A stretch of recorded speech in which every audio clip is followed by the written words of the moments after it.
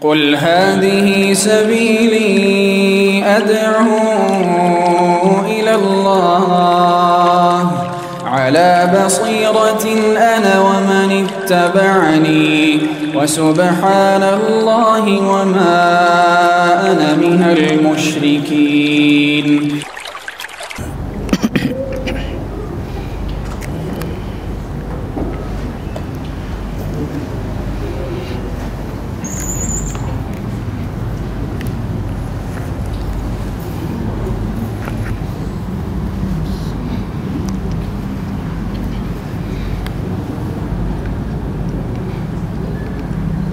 Bismillahirrahmanirrahim.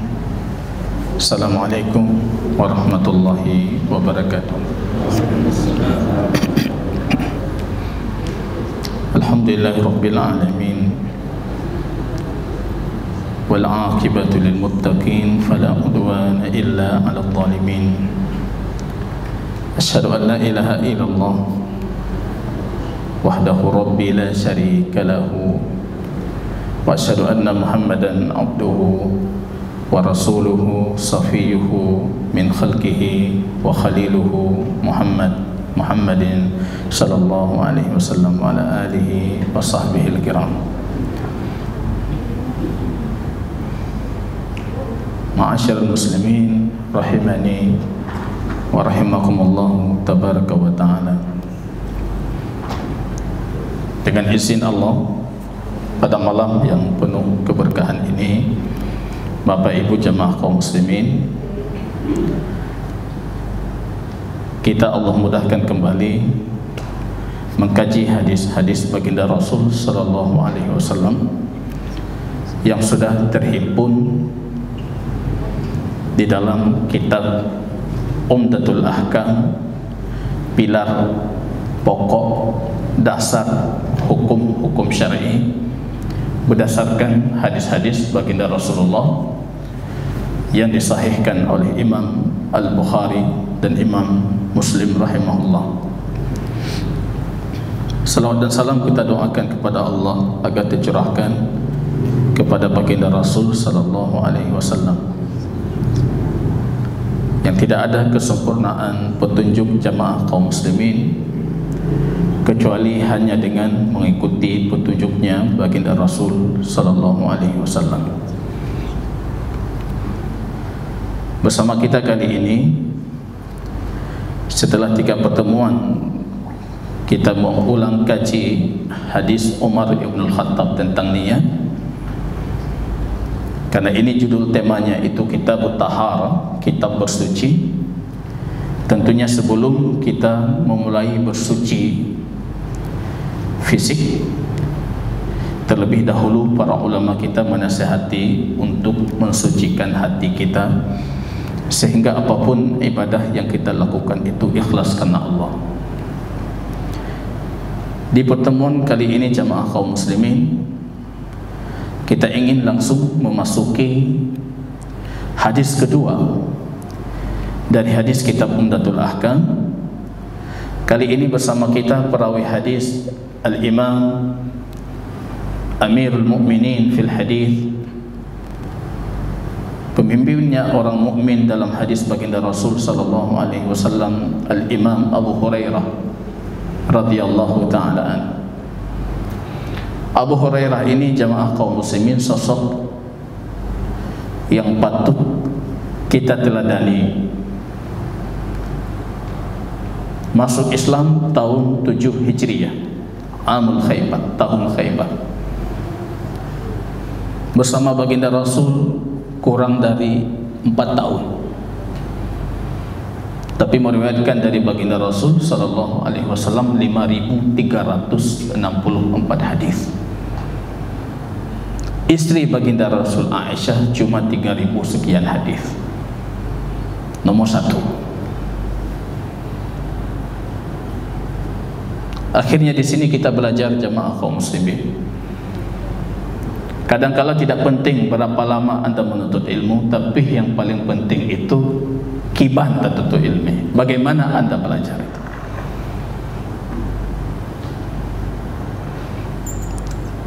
Ada sahabat dan banyak bersama baginda Rasul melebihi daripada kebersamaan Abu Hurairah. Tapi dari mereka cuma meriwayatkan 1, 2 hadis, 10 hadis, 100 hadis. Imam Abu Hurairah membuktikan dirinya dan membuktikan kenabian baginda Rasul. Ketika melihat ini orang memang beda dia, sungguh-sungguh sekali dalam menuntut ilmu. Rasul meminta, ya Abu Hurairah, berikan rida. Dikasih ridanya, dihamparkan oleh baginda Rasul. Kemudian Rasul SAW dalam sahih menuturkan hadisnya di dalam rida itu, kemudian menutupinya, memberikan kepada Abu Hurairah. Dan itu terbukti, rupanya Abu Hurairah ini orang yang paling banyak meriwayatkan hadis dari baginda Rasul. Bahkan Umar pernah ragu. Dalam sahih Umar itu memegang kerahnya Abu Hurairah. Apa betul semua hadis itu kamu dengar dari baginda Rasul? Ya Umar, kalian sibuk dengan perdagangan kalian, sedangkan aku sibuk dengan baginda Rasul. Ya, ini beda katanya. Kualitas iman tentu Umar tidak bisa kita lakukan. Tapi kalau dalam hal menuntut ilmu, Umar itu di awal-awal hijrah masih berbagi jadwal dengan tetangganya. Kamu hari ini pergi, saya yang cari nafkah. Besok saya yang pergi, kamu yang cari nafkah. Tapi Abu Hurairah rela dalam kondisi lapar, perutnya diikat dengan batu-batu hanya untuk bisa menahan laparnya dan bisa menghadiri majlisnya baginda Rasul sallallahu alaihi wasallam. Maka hari ini jamaah kaum muslimin, tidak ada orang yang paling dibenci, baik itu sekte-sekte yang sesat atau orientalis barat, melebihi sosoknya Imam Abu Hurairah. Lihat orang barat itu bagaimana mereka meragukan hadisnya Abu Hurairah. Masa 4 tahun bisa meriwayatkan 5.000 sekian hadis? Pasti nipu dia. Masa Abu Bakar yang lebih dekat tidak punya hadis seperti itu? Orang Syiah, bagaimana mereka membencinya Abu Hurairah? Kita jangan lengah. Kalau satu sosok ini hilang, satu sosok ini hancur, lebih 50% hadis baginda Rasul hilang. Maka dari sini kita coba memberikan kesadaran kepada kaum muslimin dan pembelajaran. Ini sosok penting, ini perawi hadis kita. Dulu di zaman jahiliyah namanya Abdul Syam, hamba matahari, diganti oleh baginda Rasul sallallahu alaihi wasallam dengan Abdurrahman dalam riwayat yang sahih. Abdurrahman ibnu Sakhr Ad-Dusi, kabilah Yamaniyah dari Yaman, pergi ke Madinah baginda Rasul, membersamai baginda Rasul. Pernah siang hari itu dalam kondisi sangat lapar, Imam Abu Hurairah lapar sekali, keluar ke masjid, tunggu di jalan siapa kaum muslimin, para sahabat Rasul yang lewat, yang barangkali mengajak beliau ke rumahnya. Lepas itu sawahnya lewat, hana mufung lewat Abu Bakar, Abu Hurairah ya. Lewat Umar, Abu Hurairah. Rasul yang lewat langsung tahu ini ma akhrajahu illa batnuhu, yani tidak ada yang mengeluarkannya dari masjid kami kecuali laparnya. Kesini Abu Hurairah, pergi baginda Rasul ke rumah sahabat. Rupanya sahabat itu punya peternakan, disuguhi susu. Melihat baginda Rasul, para sahabat yang lain berdatangan. Susu yang disuguhi cuma beberapa gelas saja, dalam bejana beberapa gelas. Rasul menggilir semua para sahabat yang lain meninggalkan Abu Hurairah. Abu Hurairah tiap lagi, si fulan, pajan jatah lu. Khawatir dengan kehabisan susunya. Ini berkahnya baginda Rasul sallallahu alaihi wasallam. Sampai terakhir, isyrab ya Abu Hurairah. Minum wahai Abu Hurairah. Bergegas beliau minum itu. Mahla ya Abu Hurairah, pelan-pelan. Baik mekaran. Minum. Selesai dia minum, isyrab. Minum lagi. Minum tambah lagi. Isyrab, minum, enggak habis-habis susunya. Sehingga Abu Hurairah mengatakan, ya Rasulullah, la ajidu maslaka. Ini mana tempat lain, perut ini terbatas. Beliau menyaksikan keberkahan baginda Rasul sallallahu alaihi wasallam. Dinamakan Abu Hurairah bapak kucing kalau bahasa kita, Kitun kucing laki-laki, Hirrah kucing perempuan betina, Hurairah anak kucingnya, ala wazn tasghir. Nah, dilihat dalam suatu ketika di masjid baginda Rasul, beliau bermain dengan anak kucingnya yang keluar masuk dari lengannya baju Abu Hurairah. Rahmat Islam, kasih sayang Islam untuk binatang, lingkungan, alam semesta, untuk manusia, itu nggak perlu didikte oleh orang barat. Malu kita, Pak. Setelah tsunami dulu, pesepak bola yang masyhur datang ke Aceh, ya pernah katanya pula mangrove. Malah itu kita disuruh menanam, bahkan kalau kiamat sudah nampak. Kalau di tangan kalian punya benih, kata Rasul, kiamat sudah muncul, tanam benih itu, baru lakukan yang lain. Datang orang kafir mengajarkan kita, malu kita itu. Ini agama kita ini. Yang puasa kemarin viral seorang imam, entah dari negeri mana itu, yang salat tiba-tiba kucing itu naik ke jenggotnya, gantung-gantung di jenggot beliau, melanjutkan salat, viral bahkan ke barat, ke Eropa viral. Bagaimana Islam memperhatikan itu agama kita. Abu Hurairah sudah melakukan itu. Ini jamaah kaum muslimin rahimani wa rahimakumullah. Kalau kita berbicara Abu Hurairah, abih majlis piuh ba Abu Hurairah takkan. Makanya di sini jamaah kaum muslimin, beliau meriwayatkan hadis pertama bagi kita di kitab ini. Beliau mengatakan, qala Rasulullah sallallahu alaihi wasallam, baginda Rasul sallallahu alaihi wasallam bersabda, la yaqbalullahu salata ahadikum idza ahdatha hatta yatawadda. Hadis sederhana sekali, tapi pesan ilmu, hikmah di dalamnya luar biasa panjang kalau kita jelaskan. Baginda Rasul mengatakan, la yaqbalullah, Allah tidak akan menerima salat satu dari kalian, salah seorang dari kalian, idza ahdatha, kalau dia berhadas sehingga dia berwudu. Jadi bisa dipahami sederhana sekali. Kalau kita lihat secara tekstualnya, salat itu tidak sah kalau dalam kondisi hadas sehingga kita berwudu. Ada enggak dari jamaah yang ketika mendengar hadis ini hatinya bergetar? Ini berbicara tentang tidak diterima itu. Kadang menurut kita, alah mau diterima, dah nak terima bukan juga sih. Kita bergetar enggak diterima salat. Para sahabat kalau sudah mendengar tidak diterima, itu jadi fokus. Karena apa pentingnya kita salat kalau tidak diterima? Atau bagi kita penting itu salat? Bukan, bagi kita seharusnya yang penting itu diterimanya. Innama yataqabbalullahu minal muttaqin, itu adatul hasad, pengkhususan. Allah cuma terima dari orang yang bertakwa. Itu digaris bawahi.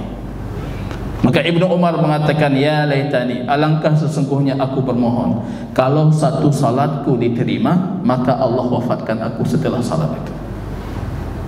Menyak diterima sembahyang dong, ya Allah, nak meninggal ilmu di salatnya. Kenapa?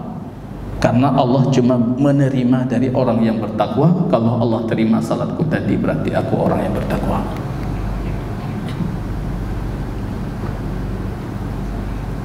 Atau kita termasuk kaum yang lepas salat seolah beban itu dah terangkat.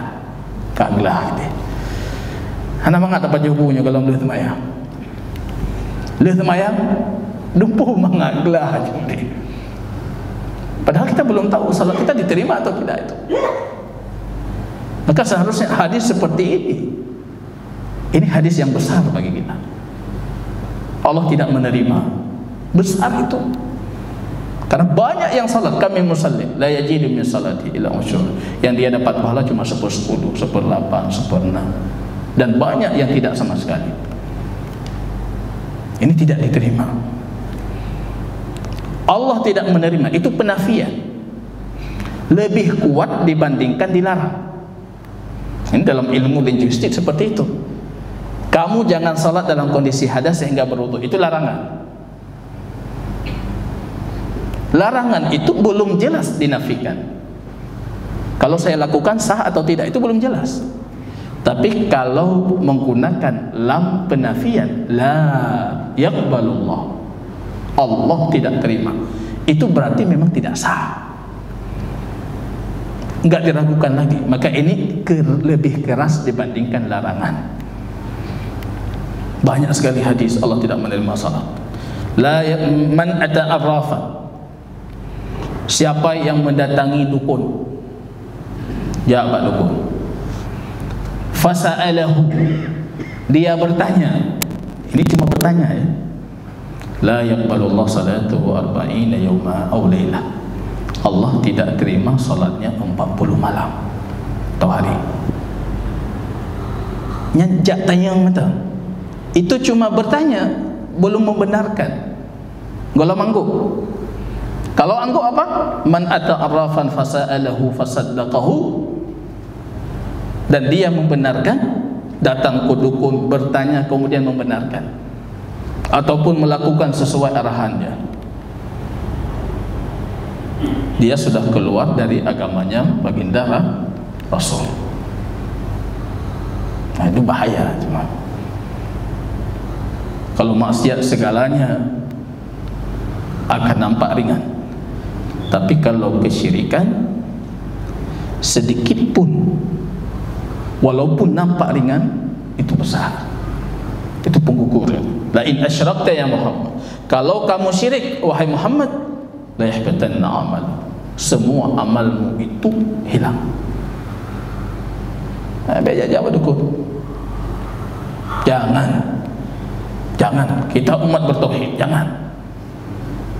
Allah tidak terima. Anda bertanya, anak lung tanyang sagai nyata patih ha nyampu belum orang nak terima sembahyang, itu belum membenarkan. Kalau membenarkan anda keluar garis. Islam itu pintu dia, kita masuk, jangan pikir enggak ada pintu keluar. Pintu masuk itu bisa kita keluar. La yaqbalullah jamaah. Maka ini hadis besar tentang perintah untuk bersuci dan betul-betul memperhatikan kesucian. Ini kita sering lengah ini. Nanti hadis selanjutnya nanti bagaimana perhatian baginda Rasul. Para sahabat wuduk dalam perjalanan, rupanya mereka wuduknya buru-buru, sehingga Rasul melihat al-aqabu taluh, rupanya tumit-tumit mereka itu masih berdebu, belum terkena air. Apa kata Rasul? Wailun lil aqabi minan nar, celaka tumit-tumit itu dari api neraka. Ini hadis ketiga nanti. Ini sebagai mukaddimahnya. Penting kita menjaga kesucian. Ini agama kita, agama kesucian. Diwajibkan kita mandi, wajib kita berwudu, wajib ini, wajib itu. Makanya saya mengatakan ketika viral kemarin ada dosen di kampus kita yang mempertanyakan mahasiswa yang tidak mandi sehingga keluar edaran kampus diwajibkan mahasiswa mandi, itu malu kita. Malu sekali sedang di Mekah itu.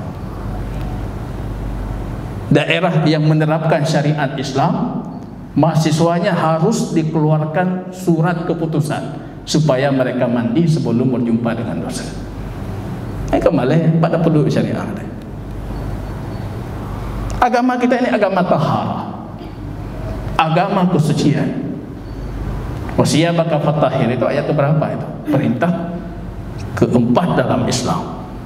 Bajumu sucikan, bersihkan, badanmu bersihkan. La yaqbalullah. Jadi kalau kita lihat ini, Allah tidak menerima. Yang tadi pergi ke dukun, Allah tidak menerima juga.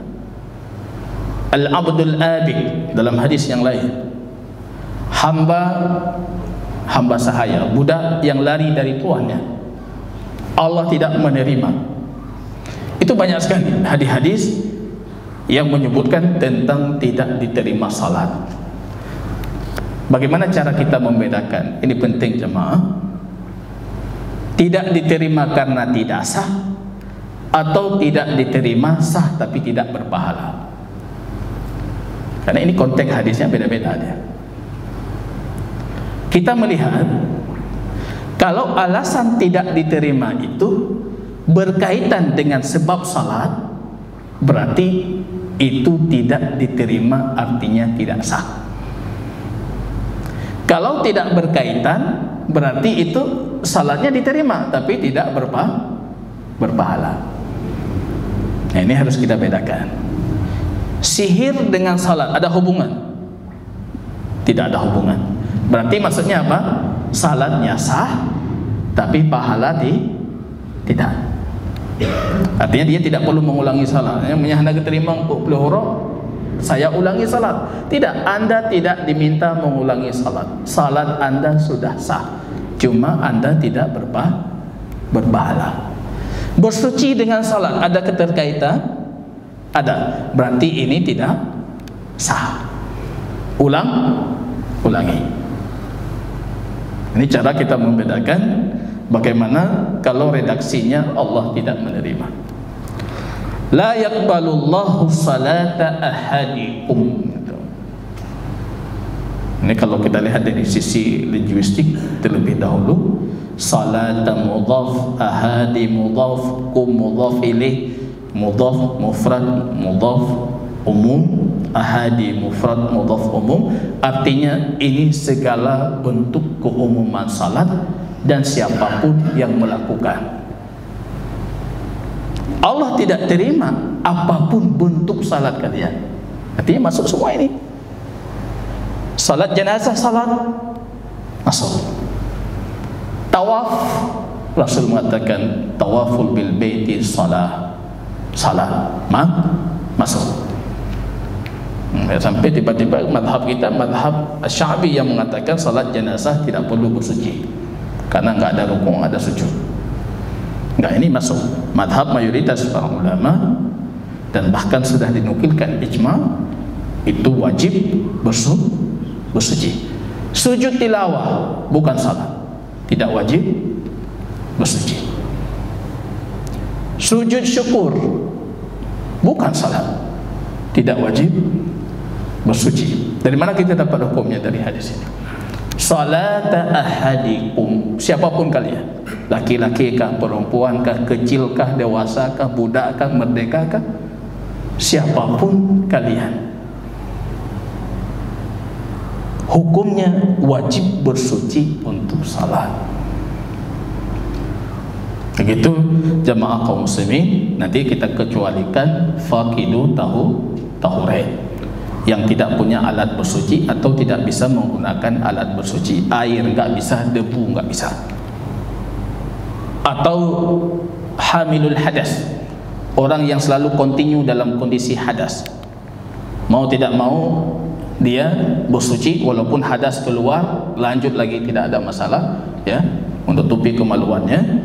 Kalau laki-laki yang salsalil baul, kencingnya terus keluar, walaupun dia bersuci keluar lagi, itu caranya bersuci terakhir, tutup tempat keluarnya, bersuci sekali, walaupun keluar tetap lakukan salat. Begitu juga wanita yang keluar darah istihadah, keluar terus, ya bukan darah haid, tutup tempat itu, bersuci, salat langsung. Walaupun keluar nantinya, itu namanya masuk ke dalam hukum faqidut tahurin.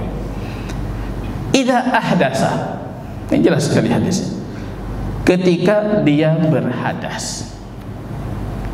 Apa itu hadas? Abu Hurairah perawi hadis, muridnya bertanya, "Ya Abu Hurairah, famal hadas?" Hadas itu apa? Abu Hurairah simpel, beliau mengatakan al-hadasu ad-durat. Hadas itu apa? Kentut. Artinya jangan Anda berpikir, oh kentut, kalau BAB bukan, itu lebih besar.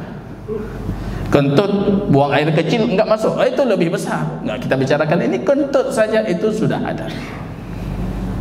Kalau kita lihat definisi para ulama hadas itu apa? Coba buka Google, cari hadas itu apa. Yang tinggal terpeglah bu hadas naglah. Cara paling mudah memahami hadas, contoh yang keluar dari kubul dan dubur itu hadas. Abu Hurairah simple, hadas itu ad-durat. Durat itu, mohon maaf, kentut yang bersuara. Dalam bahasa Arab, kalau tidak bersuara namanya fusat. Kalau cuma kita ketika salat kita dapati seolah-olah gemuruh di dalam perut kita, itu tidak ada masalah. Abu Sa'id Al-Khudri bertanya, "Ya Rasulullah, ka'annani ajidu syai'an fi shalah." Seolah-olah aku mendapati sesuatu di perutku. Itu bagaimana caranya itu? Rasul memberikan kita kaidah, la takhruj, jangan keluar dari salatmu hatta tajida rihan aw tasma'u sautan, sehingga kamu dengar suara betul-betul atau kamu dapat bau. Harus yakin. Kalau tidak, was-was syaitan. Saya punya murid dulu seperti itu. Selalu dia masbuk salat. Saya bertanya, kenapa bisa? Kamu tuh selalu masbuk. Padahal baca masjid awalnya. Tapi kenyataannya di akhir salat selalu masbuk. Rupanya kita dapati orang tuanya ustaz di Banda Aceh. Umur sudah 16 tahun. Dari selama dia ngaji dengan orang tuanya selalu bab taharah anak-anak. Bab bersuci, anak-anak bab bersuci. Sampai muncul anaknya itu was-was terhadap kesucian. Dia berpikir ini sudah hilang bersuci, balik lagi dia. Oh ini sudah hilang bersuci, balik lagi dia. Saya ajarin dia cara memotong was-was itu. Potong, jangan dengarkan bisikan syaitan itu. Rasul memberikan kita kaidah. Al-aslu baqa' makana ala makana. Hukum itu sesuai hukum asal. Kalau Anda sudah bersuci, Anda tetap dalam kondisi bersuci sehingga punya fakta, bukti nyata Anda sudah keluar dari kondisi kesucian. Itu apa? Yang keluar dari, mohon maaf, kubul atau dubur. Kubul atau dubur, itu hadas. Atau memahami dengan contoh lebih gampang. Buang air kecil, buang air besar, keluar angin, itu hadas. Karena kalau kita berbicara tentang definisi panjang, merepotkan dan melelahkan. Ini kalau Anda bertanya ini definisi air apa? Dalam buku kimia itu atau fisika, air itu macam-macam lah. Benda cair mengalir sesuai tempat, sesuai ini itu. Kalau kita tanya ke orang awam, ini definisi ini maksudnya apa? Nggak tahu dia kalau itu air. Maka Syekh Ibnu Utsaimin dulu ketika membaca buku falsafah itu tentang definisi tidur. Definisi tidur, hilangnya akal, pergi kemana, alam ini itu, macam definisi panjang, titik di ujung. Beliau mengatakan kalau saya tahu tidur seperti ini saya tidak akan pernah tidur. Itu lagi cara nggak ada hakai, nggak ada punya. Definisinya apa? Praktekkan. Maka Rasul hampir tidak pernah kita dapati Rasul memberikan kita definisi. Praktek. Makanya kekalahan pendidikan kita kali ini sibuk dengan kerangka teori, Pak. di magister kerangka teori, di doktoral kerangka teori, S1 kerangka teori. Praktek apa? Enggak ada prakteknya. Maka pemerintah kita kali ini memperlakukan itu kurikulum merdeka, praktek juga. Bagaimana kami dengan guru? Praktek itu dihitung 2 kali lipat jam ngajar. Enggak ada guru di sana. Enggak praktek. Kan nanti hadis ke-8 kita praktek wudu. Maka kalau kita bicara tentang wudu Rasul, itu satu hadis panjang. Wudu baginda Rasul dari A sampai Z. Teori itu enggak bisa kita pahami tanpa kita praktek. Kita keluar dari sana, kita praktek.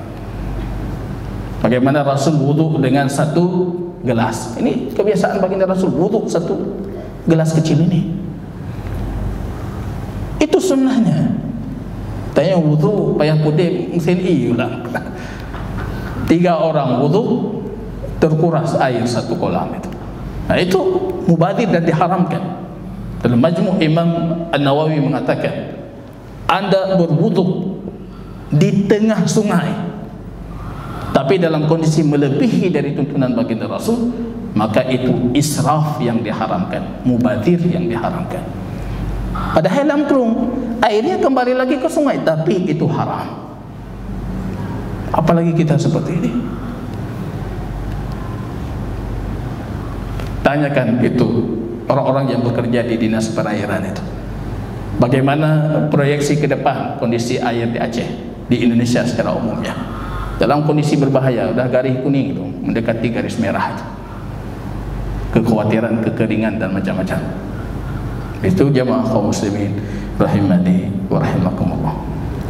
Rasul mengatakan, la yaqbalullah salata ahadikum idza ahdatha hatta yatawadda. Kalau dia berhadas sehingga dia berwudu.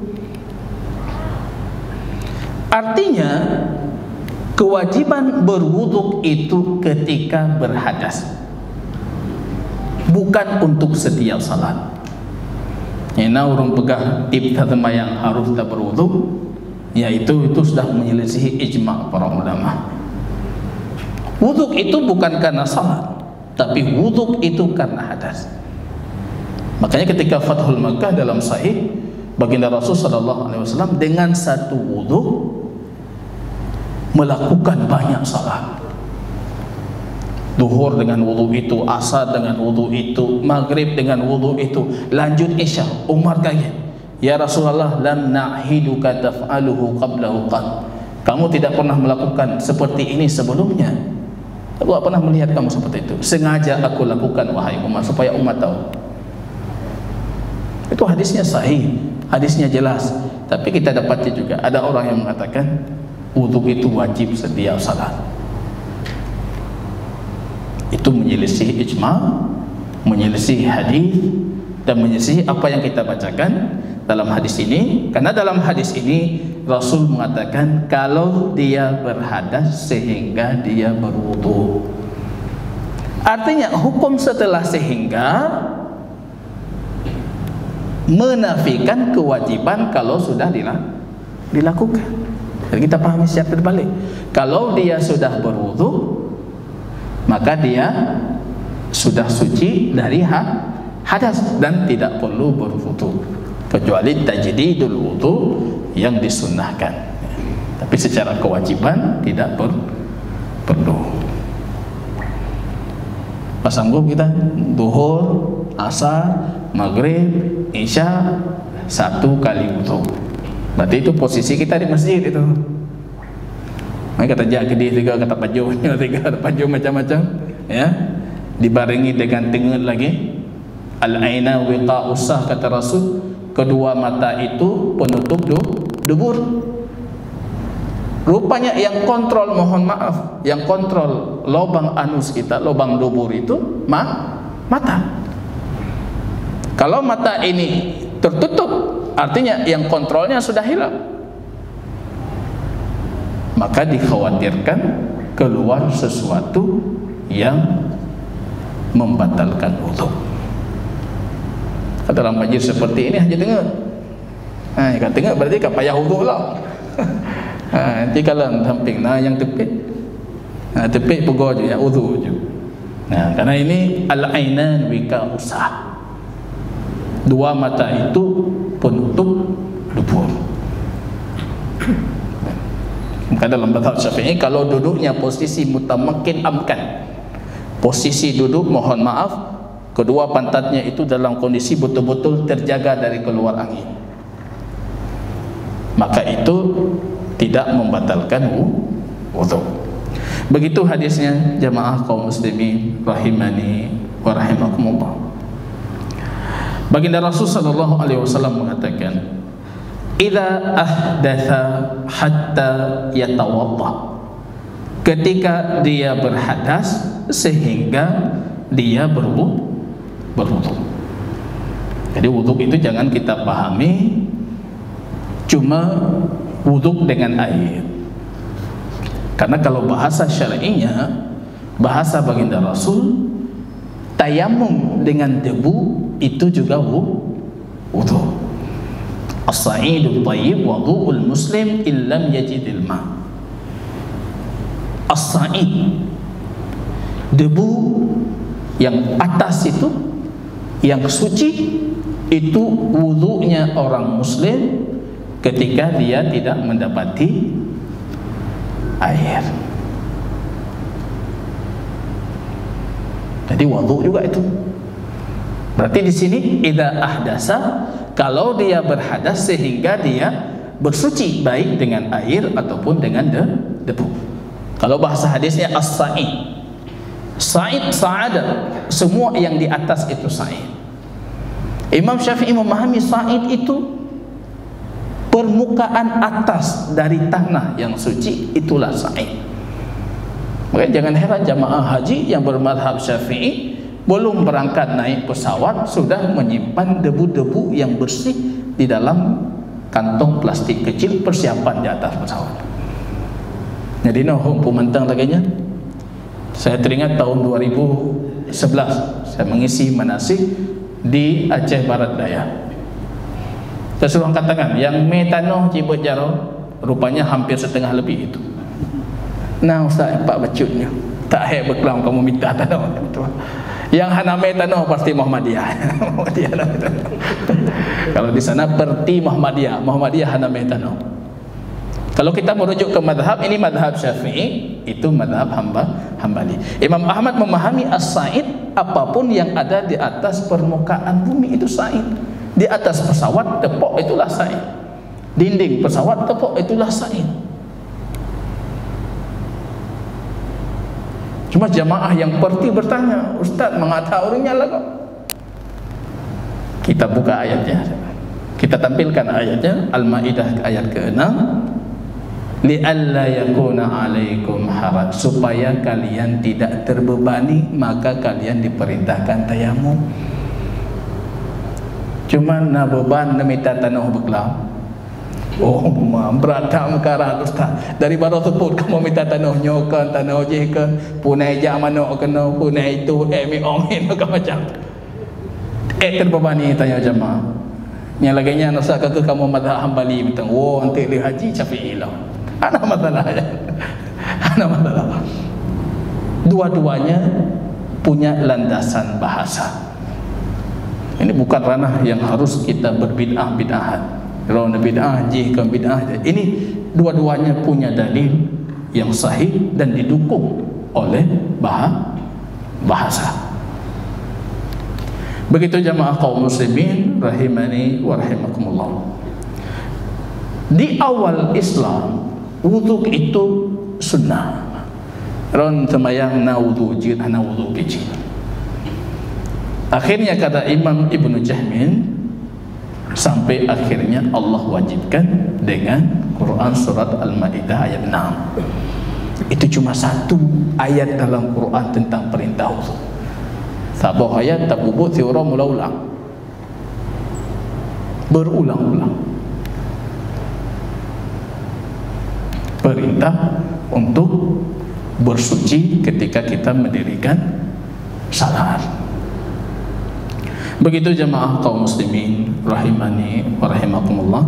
Kita sisihkan sedikit waktu, kalau ada yang patut kita diskusikan, kita persilahkan jemaah kaum muslimin rahimani Rahimakumullah.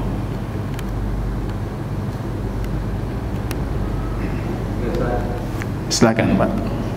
Ada yang itu baik nama ganjal. Ya.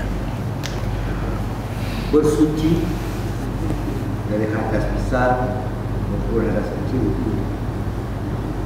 Yang saya tanyakan, wudu itu ada syaratnya nggak? Seperti contoh, harus berpakaian, harus tutup aurat dan sebagainya. Itu aja Ustaz. Terima kasih. Assalamualaikum warahmatullahi wabarakatuh. Ya. Ya, bagus sekali pertanyaannya. Jadi orang Sukarame tidak salah pilih Pak Kecil bagaimana? Tidak ada kaitan. Jadi kaidah secara umumnya di dalam usul fikih itu syarat tidak mungkin disyaratkan itu. Nah, itu syarat tidak dijadikan lagi syarat ya. Bersuci itu syarat sahnya salat. Dan itu bukan satu-satunya syarat, karena nanti akan kita pelajari. Nanti ada bab lagi menghadap kiblat, ada bab ini suci pakaian, ada bab lain-lain. Kalau kita bertanya, apakah berwudu ada syarat-syarat tertentu? Tidak ada. Yang ada cuma disyaratkan airnya suci, itu pembahasan lain. Karena berwudu memang harus dengan air suci. Kalau masalah dalam kondisi mohon maaf telanjang ataupun tidak, baik itu tidak dipermasalahkan. Selama ketika berdasarkan hadis Ali, Anda masuk kamar mandi mengucapkan bismillah. Baik, bersuci mandi, telanjang boleh? Boleh. Dalam hadis Imam Muslim, Nabi Ayyub mandi dalam kondisi telanjang. Iktasala Ayyub uryana. Ayyub mandi dalam kondisi telanjang. Ketika beliau mandi, rupanya berjatuhan jaradun min dhahabin, berjatuhan dari tubuhnya itu belalang-belalang dari emas. Jadi kalau ada tungku-tungku di luar mengatakan Nabi Ayyub keluar ulat dari tubuhnya, itu enggak ada dalil. Yang ada dalil keluar belalang dari emas. Karena saya sering mengatakan Nabi itu tidak ada cacat, dan Allah sudah menjaga Nabi dari kecacatan. Jatuh dalam hadis Imam Muslim, belalang dari emas. Dikutip oleh Nabi Ayyub, Allah tegur, Allah bertanyakan, apakah itu sudah memalingkanmu dariku? Emas yang aku berikan itu membuat kamu berpaling dariku? Nabi Ayyub mengatakan, bukan ya Rabb, aku mengambilnya karena aku tahu itu keramah tamahanmu, itu pemberianmu, dan aku tidak pernah merasa cukup dari pemberianmu ya Rabb. Di situ kita dapati boleh mandi dalam kondisi telanjang, mohon maaf. Selama ketika Anda masuk kamar mandi, ya mandi bersuci yang kita maksud, Anda mengatakan bismillah. Kenapa harus bismillah? Dalam hadis Ali, Rasul mengatakan, kalau hamba itu sudah mengatakan bismillah, satara, maka itu sudah menjadi penghalang bainahu wa baina auratihi wa ayunil jin, dan pandangan setan. Ya, jin nggak bisa lihat kita lagi. Artinya kalau nggak mengatakan bismillah, jin bisa melihat Anda mandi telanjang, dan sepatutnya Anda menjaga diri. Dari sisi kebolehan boleh, jadi tidak disyaratkan harus dalam kondisi seperti ini atau dalam kondisi seperti itu. Wallahu ta'ala a'lam bishawab.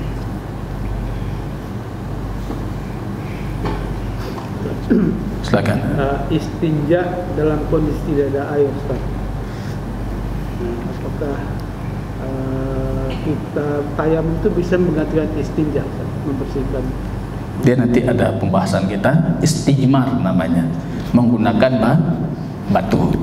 Orang Arab tradisi di zaman baginda Rasul, mereka tidak menggunakan air, tapi kita punya hadis dari baginda Rasul sallallahu alaihi wasallam yang sahih. Dalam sahih Imam Muslim, Rasul menggunakan air. Maka para sahabat itu banyak sekali yang mengingkari membersihkan kotoran dengan air. Maka mereka mengatakan itu mubadir, air itu tu'mah, air itu kan makanan, masa Anda jadikan sebagai pembersih kotoran? Kalau kita lihat Ibnu Umar itu paling keras melarang. Abu Hurairah juga termasuk yang melarang menggunakan air ketika beristinja. Rupanya ada sahabatnya Ibnu Umar yang mengatakan, coba engkau lakukan sekali. Rupanya Ibnu Umar betul-betul mempraktekkan. Ketika dipraktekkan, beliau mengatakan, fahada atyab, ini rasanya lebih bersih daripada sebelumnya.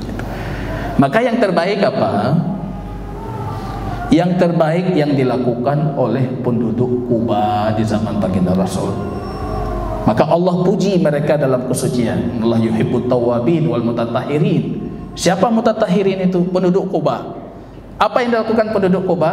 Penduduk Kuba ketika membersihkan kotorannya, pertama kali mereka menggunakan batu supaya tangan itu tidak langsung bersentuh dengan kotoran.